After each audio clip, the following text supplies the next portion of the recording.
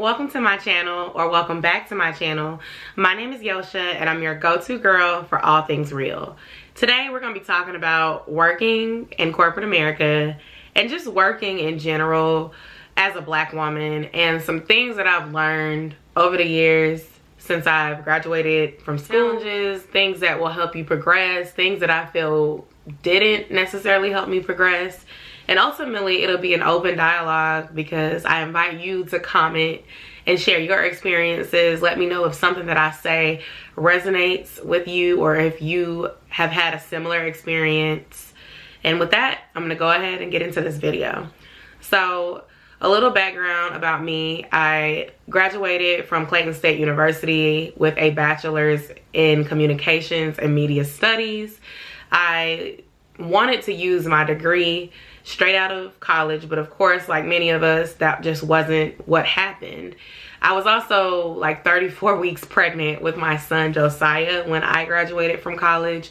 So my focus was not necessarily on career growth completely when I was in school that last year, because I was becoming a mom for the first time.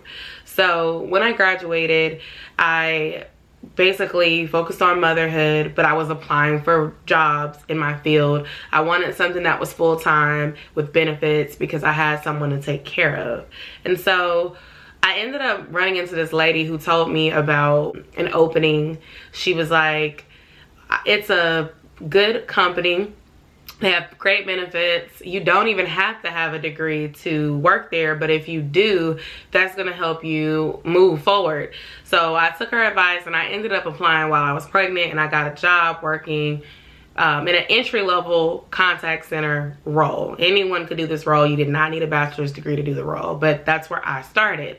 And it took me about 3 years to work my way up into a role that would be in alignment with my degree. And so from that experience, I kind of learned about the importance of who you know versus what you know. The problem that a lot of us have when we come out of high school or come out of college is that you have this degree in this thing, and unless you are like in the IT field, engineering, or you're in some sort of science, nursing, doctor related field that kind of gives you a guaranteed position once you finish, you have to really network and get yourself out there during those college years so that you have a job lined up that actually uses that degree right away. What really happens is a lot of us spend our college time fulfilling credits, doing what we have to do to graduate, whether we have to work our way through college because we don't have the money, or we're prolonging the process because we're not doing as well. The reality is a lot of students that go to college can't afford college, especially students of color. And so they have to do what they have to do to get to the finish line. If their parents do not have the money to put them in college, then that means that they are doing other things besides focusing on networking and career stuff so that they can afford college. Me, I had a lot of scholarships, so the only year that I came out of pocket was my first year because that was the most expensive year. Had to pay for room and board, had to pay for a meal plan, tuition. So even with like Hope Scholarship and all the ones that I landed from high school, I still owed about $2,000 that school year. And I think that my grandmother was the one who helped with my books and stuff that year, and my uncle on my mom's side was the one who paid my fee to move into the dorm. So after that first year was up, I became a resident assistant, and that took away the fees for room and board and the meal plan. So college began to pay me my sophomore year, my junior year, and my senior year. The problem was, once I became an RA, that put another responsibility on my plate that I had to focus on outside of my studies. And then, you know, sophomore year was when I met most of my friends. I did a lot of partying, I was dating. It was just a lot of stuff going on. So I didn't really spend a lot of that time focused on finding internships. You know, I really didn't think about finding an internship until end of junior year, first semester of senior year. And it took me finding out that I was pregnant to really take it seriously. And I ended up interviewing for 2, and I accepted a great one. That was really a good opportunity to get practice with the whole public relations and communication specialist role. But that was my only experience that I had. And if I would have known what I know now, I would have told myself, like, try to get you an internship every summer if you can. I know most people are like, I want a break, okay? I just made it through this stressful school year. I'm not trying to spend my summer working. But look, if you really want to be able to network and meet other people, that is the way to do it. Aside from that, definitely make sure you're making a presence on campus too. But just understand that there's more to life than college. Those college connections will only get you so far. You can be in a sorority or fraternity. I'm a Zeta. So I'm not saying don't do those things or that those things won't help, but just doing them alone without work is not gonna get you that job in that field. You have to be willing to do some research and some networking and some things that are not required. So moving forward, in the contact center space, I saw a lot of what not to do, and so that is what I'll start with. First things first, please be careful about what you share when you are at work. And that should be a no-brainer, right? That should be like common sense. But a lot of us do it without even realizing that we're doing it. And then we end up digging a hole for ourselves because the people around us are taking note of the things that we say. So speaking from a Black mother perspective, we understand the challenges that come with being a mom, especially when you have children that are under 5. And even if you have older kids, you know, they still have their own issues that are completely different. But when you have children that are under 5, they are more prone to get sick. They are more prone to have daycare shut down or, like, you know, crazy things like that happen. And they need more attention. They require more attention. You're probably going to have more sleepless nights when you're dealing with an infant versus dealing with a 6 or 7, 8-year-old child. There's just a difference that comes with that.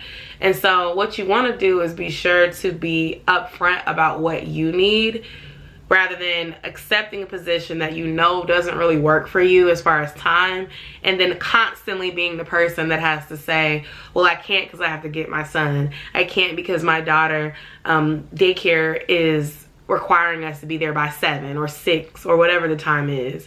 So by that I mean, when you are interviewing and they ask you about availability, be honest. Do not say you can work anytime if you cannot really work anytime, because it is better for you if you say, I need to work and be done with work by 5:30 from the beginning, so that they understand to schedule you for mornings, versus being the person that said, I can work any shift, and then they keep putting you on any shift except the morning shift. And now that you have the job, it's a problem that you're constantly voicing to your manager or to your coworkers. And so you're constantly needing to trade shifts with people, or you're constantly calling out because you really can't work that job. And so then review time comes around and you start to see little comments that says things about your dependability or just your attendance.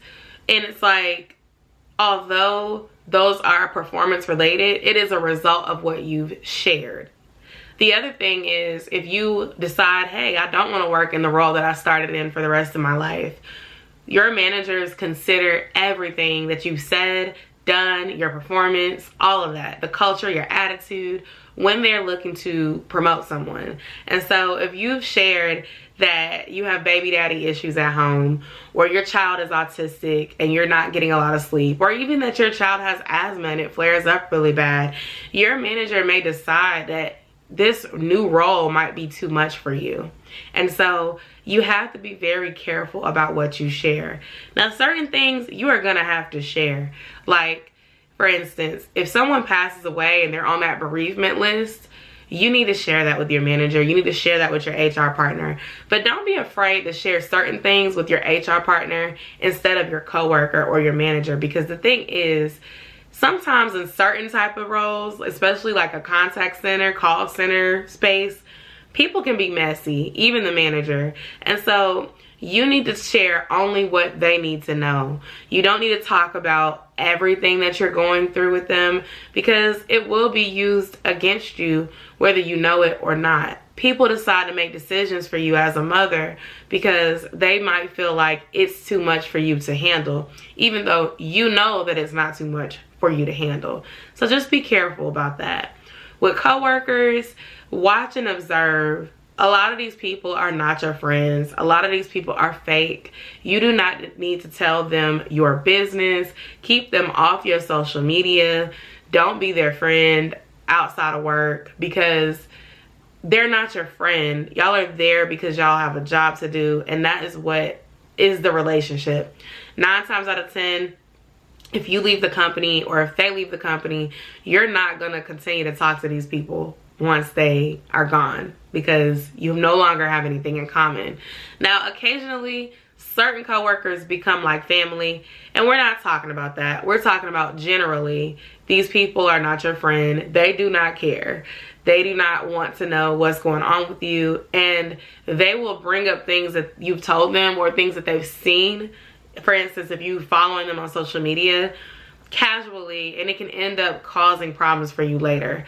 I don't really add people that I work with on social media for those reasons. And I have a friend that I went to school with.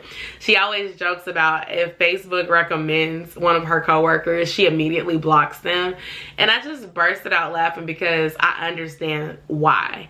Your Facebook, your TikTok, your social media platform is literally your place to joke around, have fun, have your sense of humor. The last thing you need is somebody that you work with coming into your space where you're doing that and then taking something you said there to work, and now it's a problem. So if you don't know them outside of work, I would be leery of trying to be friends, because you never know. And then in the past, I've befriended people and they kind of took me for granted. Oh, Yosha, can you give me a ride? Oh, Yosha, can we ride together to work? And it just doesn't end up working out. So I'm not saying you can't be friendly or cordial. I'm just saying that just understand that these people are not fully your friends. And as it pertains to corporate America, you never know who you might be competing with for the same promotion or something. So although they're playing nice with you, they could be very well trying to study you so that they can kind of one up you. So you don't want to give them that advantage by just giving them all the information. I feel like I said this one in like one of my other call center videos, but do not have sex or date anyone that you work with, because it gets messy, especially if you are in a call center or a cubicle space where everybody kind of sees everything. It is so awkward. Please don't do that to yourself. I saw that go sour so many times working in the call center, and when I tell you everybody knew everybody's business, it wasn't a secret, and that is just super embarrassing and awkward, especially when you're done with the fun, because trust me, it's not gonna last. If you're married and you work together, that's a little different. You know, obviously you're gonna be together and you're gonna be intimate with each other. I'm not talking about that. Like, if y'all were together before you started working together, that's different, but keep people out your business. And when you sleeping with folks at the job, it becomes people's business at the job, and then next thing you know, you are the topic of discussion, and it's just really weird. And if management finds out about it, somebody can end up losing their job, or it just prevents you from being promoted because it looks like you're focused on other things besides your work. So definitely do not do that. Like, that's all I can tell you. Let me know if you'd like to see more videos like this. Be sure to comment with your experiences down below. Thank you for watching, and I'll see you in the next one. Bye.